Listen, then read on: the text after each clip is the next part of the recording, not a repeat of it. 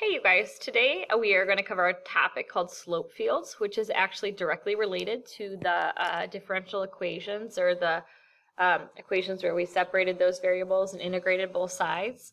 And you'll see why that is right here, right out the gate on this first example. So this asks us to solve the differential equations. So let's go ahead, we'll separate those variables and multiply both sides by dx. So we get our x terms on the right, y's on the left. Now we want to find y by itself, right? So we integrate both sides. There's like an invisible 1 here. The antiderivative of 1 with respect to y is y. We take the antiderivative of the other side, so up by 1, divide by the exponent, and we also have our plus c on both sides, but we only write it on the right, right? Now in Algebra 1, we'd probably be more comfortable with looking at this equation like this. And we recognize this is just a parabola. And we have some type of reflection, so it opens down. We have a vertical shrink by a factor of 1/2. And then that plus c at the end is some kind of vertical shift up or down, right? So we know what a parabola opening up or opening down looks like. So you're going to kind of look over here and you're going to notice we have parabolas that are opening downward, but what the heck are these little lines? Well, remember, a derivative of a function always gives us the slopes, right? The slopes of the tangent lines at various points.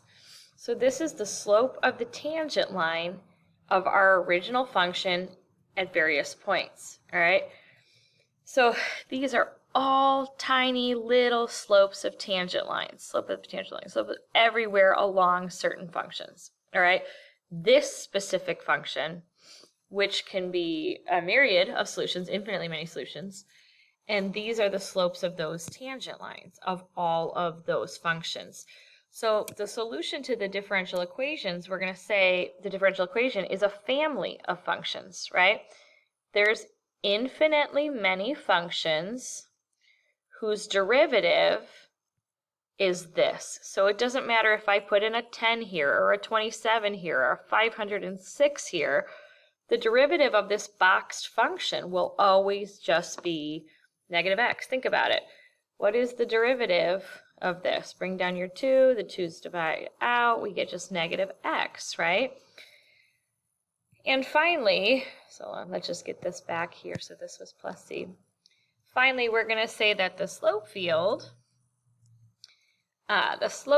which is what is pictured right here, is a way to graphically represent the family of functions that solves a differential equation. So, like, how do we create this slope field, right? Using our differential equation, because that slope field helps us visualize what that family of functions would look like. Let's do a few examples and see if we can't put these pieces together. So on this first example, you're given the differential equation that dy dx equals 1 plus x. So that means the slope of the tangent line anywhere along the family of functions is always going to be 1 plus whatever x value it's located at. So let's go ahead, let's make a little table, and we're going to plug in x, and then when we plug in x, we'll get out our slope, right, our dy dx. So let's go ahead, let's start over here on the left-hand side, and let's plug negative 3 in for x. When we plug negative 3, whether it's at this point, or this point, or this point, or this point, the output is always negative 2.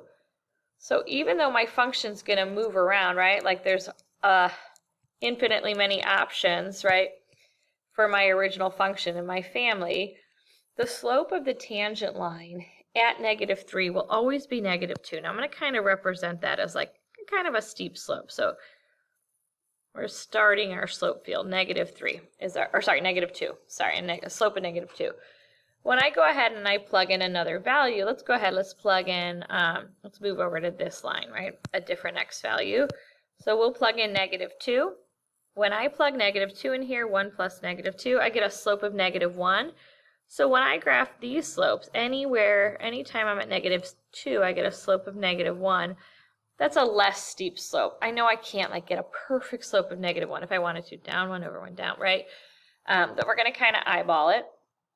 And so let's jot that down. We had a slope of negative 1. The next one, if I go ahead and I plug in, let's plug in negative 1. Negative 1 plus 1 is 0. So the slopes here are 0, 0, 0, 0, 0, 0, 0. Keep going. If I plug in 0, my slopes are 1. So now at 0, my slopes are positive, increasing a little bit up and to the right. I'm going to stop filling out my table. I'm just going to speak through it. When I plug in 1, my slope's a little steeper. Now I have a slope of 2. Obviously, I plug in 2, my slope becomes 3, so my slope's getting even steeper. Again, I'm not going to obsess over how perfect my slope is. I just want to know that it's a little bit steeper than the slope that's to its left there. And this is going to start to create a slope field, or the slopes of the tangent lines of all these different functions within this family of functions. All right. So to get more specific, you're going to remember after we solved the differential equation the other day, we were given an initial condition that kind of locked down or pinned down one specific function. So this is no different. We're saying, okay, here's our initial condition. We know that our function passes through the point when 0. Let's go ahead and mark it. And we're going to kind of let those tangent lines guide the shape of this, this solution. So don't get caught up on exactly where it goes. Just kind of like think about it as like the flow of water. Just go with the flow. This kind of flows upward, those tangent lines. Make sure you put arrows at the end of your graphs. And then these tangent lines are going to kind of guide it. Again, we don't know exactly what the function looks like, but they're going to guide it kind of up. And it looks like I'm getting a quadratic, like the original function was a quadratic. We shouldn't be shocked, and don't write this down, but just watch with me. If I would have said to you the other day, solve this differential equation, your first step, just like you did in your warm-up, would be to cross multiply. We'd go ahead and get our variables separate. We would integrate. Again, this is not required on this question. I'm just trying to show you something. Y equals, when we integrate here, we would get x plus x squared over 2 plus c. And we can see that this function is in fact a quadratic. So we shouldn't be surprised that this family of functions are also quadratics. Okay? Let's go ahead, let's try another one. Here, we're given this differential. The slopes are equal to 1 over x at any point, right? So we're going to go ahead, we're going to make our table. I'm going to move a little bit faster here. We're going to plug in x values. We're going to find out what our slopes are at all those different points. So here we go. Let's start. I like starting at the left. So when we plug in -3, 1 over -3 is obviously -1/3. A slope of -1/3, down 1 over 3, down 1 over 3. That's a pretty shallow slope, right? So, and it's negative, so maybe 1/3 looks something like this. Again, I'm not going to get too caught up in that slope. I'm just going to make sure that whatever compares next to it is steeper or shallower depending on the outcome. So let's go ahead, let's plug in -2. 1 over -2 is -1/2. So now I'm going down 1 over 2, down 1 over 2. That's a little steeper, right? So down 1 over 2, down 1 over 2. And again, I want these purple lines to be a little steeper than my magenta lines. Now I'm going to go ahead, I'm going to plug in -1. 1 over -1 is -1. So now my slope is even steeper, a slope of -1, down 1 over 1, down 1 over 1, down 1 over 1, down 1 over 1. And we'll keep going. So let's go ahead, let's plug in 0. All right, when you see that, I get an undefined answer. So that must mean there's some type of asymptote occurring here, right? That can't happen. Keep going. So let's go ahead. Next, we got to plug in 1. 1 over 1 is 1. So all of a sudden, our slopes turn positive. Slope of 1, slope of 1, 1, 1, 1, 1, 1. Let's plug in 2. So I get 1/2. So I'm a little bit steeper. 1/2, I'm sorry, I'm a little bit shallower, right? Up 1, up 1, up 1 over 2, up 1 over 2, right? Slope, and then finally when I plug in 3, I get a slope of 1/3. Again, if you have to visualize it, up 1 over 3, up 1 over 3. Your slopes are getting even shallower. Doop, doop, doop. All right, so this is what we call a slope field. It represents the family of functions whose derivative is this differential equation, is 1 over x, right? Now, if you're looking for an exact solution or a particular solution like we did with the initial conditions the other day, we're going to go ahead, let's take a look. So 1, 1, we know it passes through this point, and we're going to let those slopes guide us, okay? So let's go ahead, we're going to say, okay, well, my function must be up here. These are all slopes of little tangent lines along my graph. And again, we said there was some vertical asymptote there. because it was undefined. The slope was undefined at that point. So again, put your pencils down. Don't do this with me, but I hope in a perfect world you guys would remember this shape as a log graph. If I were to have solved this differential equation, multiply both sides by x, so I would have gotten dy, let's change colors there, dy, x dy, and I'm cross multiplying, x dy equals 1 dx, right? Now I want to get the same variables on the same side, so I've got dy equals 1 over x dx. We want to get y alone, so we're going to integrate. Again, this is not required. I'm just trying to prove a point to you. So y equals the natural log of x plus c. Look at that. That is, in fact, the log graph. The derivative of this function will always give us this. And of course, the c's are allowed to change. There's a whole family of functions whose derivative is 1 over x. All right, hopefully you guys are getting the idea. We're going to continue to practice this, but before we do that, I want to actually practice drawing some graphs with an initial condition and given slope fields, because I think something that I remember I used to get real caught up or concerned about where exactly this function would be, and remember, this is just a guide. So this is your slope fields. This represents the family of functions whose derivative is, all the same. And here's your original point. And if you were to graph this as being real narrow, here would be a function whose derivative is represented with this slope field. Now, if I would have given you this initial point, I don't know, let's say like 0, -3, then your function would actually start to look different down here, and that's okay. All right, that's a different function who has the same derivative. What about over here? All right, so there's your initial point. It looks like my slopes are like getting steeper and steeper over here, which probably means there's some type of asymptote here. So again, I'm just going to kind of let those guide me. Looks like some kind of exponential function, right? And let's do one more over here. Looks like they're throwing an initial condition down here at 0, -2. And my slopes are getting steeper and steeper over here. Looks like they're heading towards 0, so some type of asymptote. And then actually my slopes are getting closer and closer to 0 over here, so it looks like I have like a horizontal asymptote over here too. Okay, this is just the gist of what the slopes are showing us, so it can help us get to that, that equation. So go ahead, flip the page. You're going to notice these look very similar, but if you're going through the motions too fast, you might miss how this is different. You're going to notice there's a y here instead of an x. So when we make a table for this differential, it's dependent on y's. So we're going to actually plug in y values to find dy dx. So we're going to focus in and say, hey, when y is 3, what is my slope? When y is 3, well, 2 times 3 is 6, minus 1 is 5. So my slope anywhere y is 3, that's a steep slope, right? Y equals 5. Now we're going to work our slopes across this way. Anytime y is 3, my slope is 5, and we'll work our way down. Let's plug in 2. Actually, I'll change colors just so we can kind of see what's going on. So when our slope is 2, 2 times 2 is 4, 4 minus 1 is 3. So now when our slope is 2, it's slightly less steep.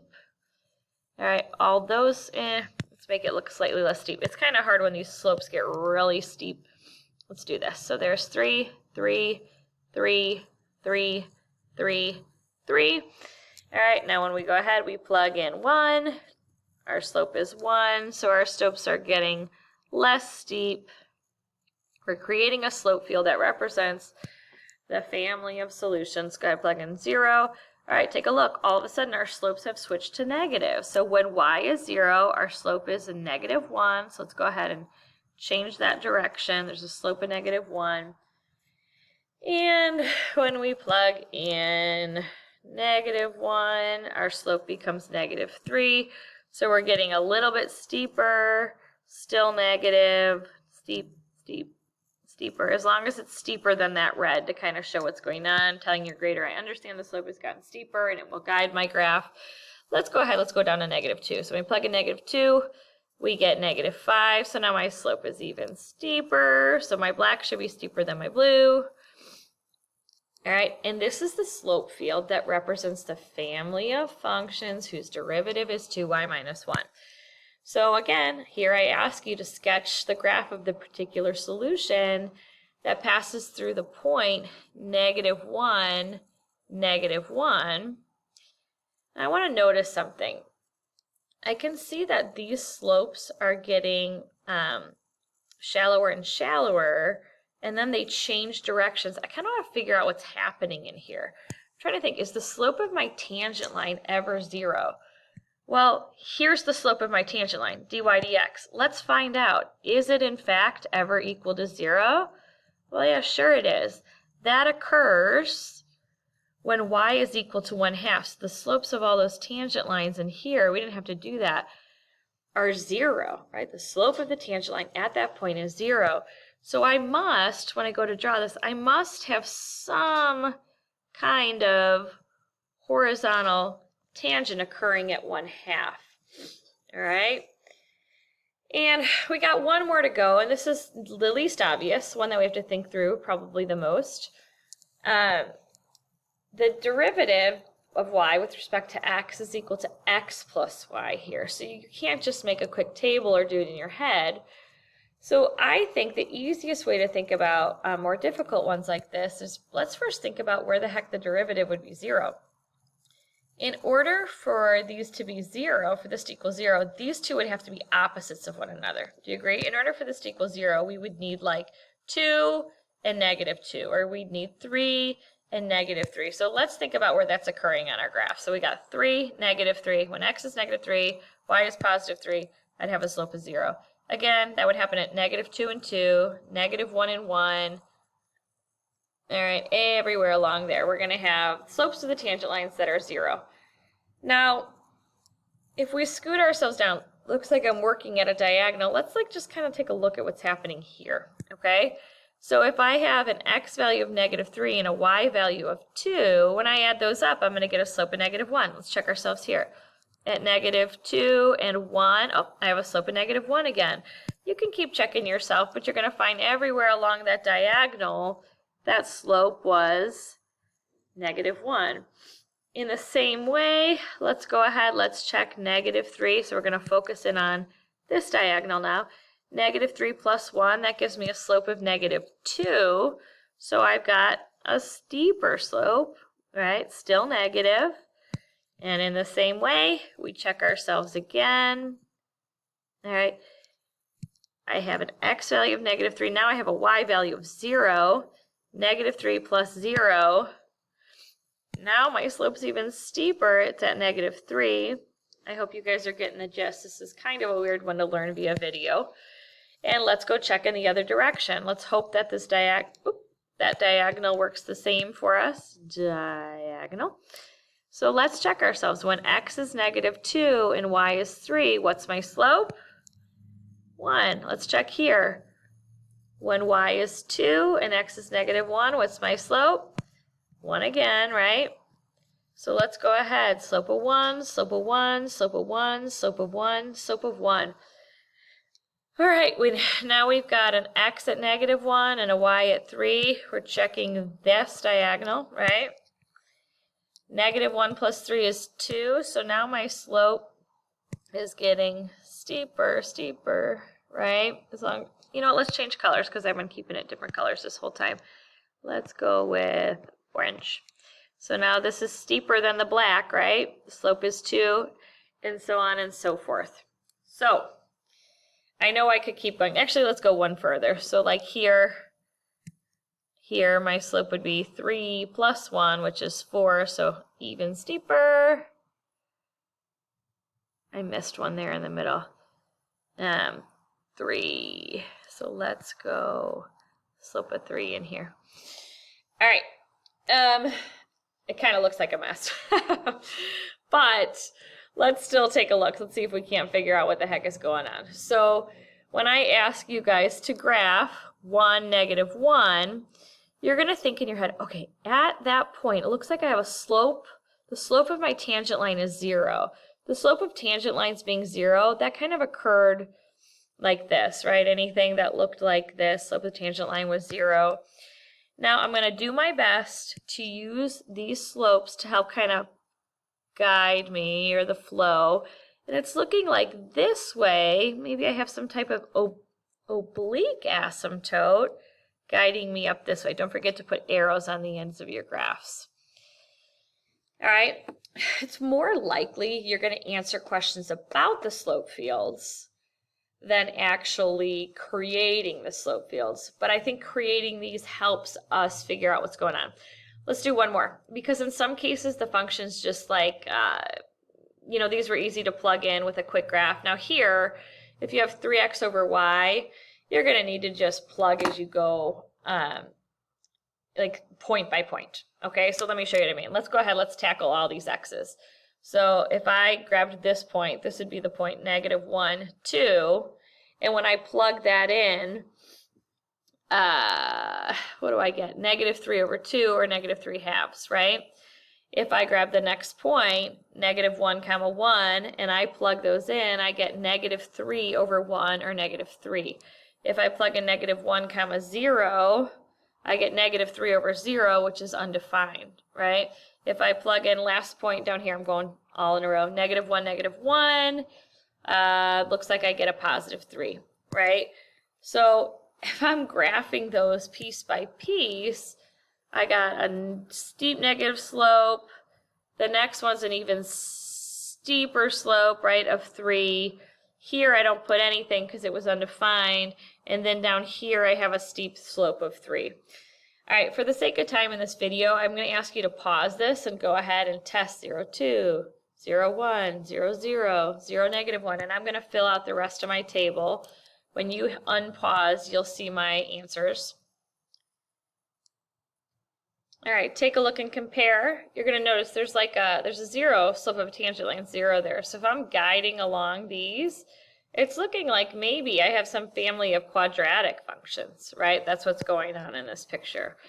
So if we were to take the time to solve this, which we have the skills to do it, I think we would find that it's quadratic.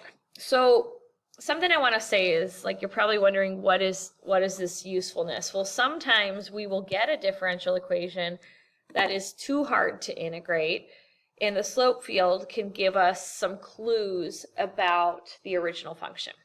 Okay, so I'm going to show you a couple ways that AP could ask these questions, and your homework's going to kind of go more in this direction. So it's going to really beg you to understand this concept. So let's take a look. This is asking you on 6, 7, and 8, 6 through 9 to match which graph belongs to the differential function or the differential equation. So I don't know. There's two ways to think about it. You can try to solve the differential equation. Sometimes you can't, though, so we'll have to look at other clues.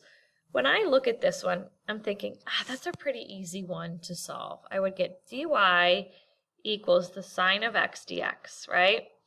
When I integrate this, integrate, I get y equals the cosine function, right? Plus c, the family of cosine functions. Now, which one of those looks like it's going to kind of follow the shape of cosine, those tangent lines? Do you see this in here? Do you see this going up and down? That looks like it's a match for us. No other functions are a trig function that oscillate back and forth, so that's how I found this one. A lot of different approaches. Here, this is telling you that the slope of the tangent line, the derivative is the slope, right, is equal to x minus y. So in my brain, when I have an x minus y, I'm trying to think, okay, well, the first thing to always think about are those slopes of 0. Like, where am I going to get the 0 slopes? For example, these are 0 slopes. These are 0 slopes. Where else? These are 0 slopes, right? These are 0 slopes. So in this case, I know I'm going to get a slope of 0 when these numbers are the same. 2 minus 2, do you agree? 3 minus 3. So when x and y are the same, I'm going to get a slope of 0. So I'm looking at these and thinking, okay, again, we said slopes were 0. I'm going to highlight this again. Slopes were 0 here, slopes were 0 here, slopes were 0 here. Okay, it's looking like, look at this. 1, 1, 2, 2. This is occurring at 3, 3. When x and y are the same, I'm getting a slope of 0. It's looking like D is a match for number 7. All right, let's keep going. I know this isn't easy. This is really causing you guys to make some deep connections, but let's look here. So we've got a 2 minus y. So the first thing my brain's going to think is, what makes this derivative equal to 0?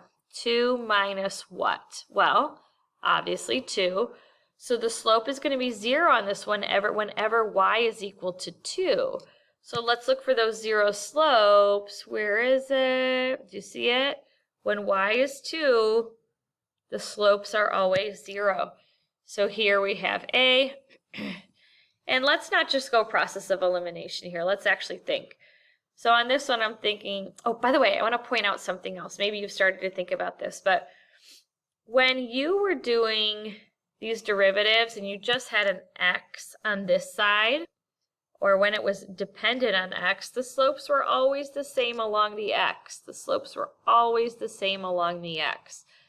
When you do it when it's dependent on y, you remember, by the way we graphed it, the slopes are always the same along the y. So that could help you answer this. Okay, my computer just died, so I'm not sure if this is going to work, but get back to my train of thought here. So we're trying to figure out where this derivative is equal to 0, and that'll be when x is 0. Now, obviously, we know the last option here. We've already used C, D, and A, so our option must be B. But let's check this. Anywhere x is 0, was my derivative 0? Yes. Not only that, everywhere along the x's, the slopes were the same, which is what I was just showing you. Slopes are the same. As opposed to this one, where it was dependent on y, the answer was A. All these slopes were the same. All right, just another thing to look out for. Now, you want to be careful you don't memorize these ideas. You're building some really important connections, and it does feel a little bit abstract, but we're going to jump over to the homework. We got another half a class to do the homework and see if we can't make some of these connections.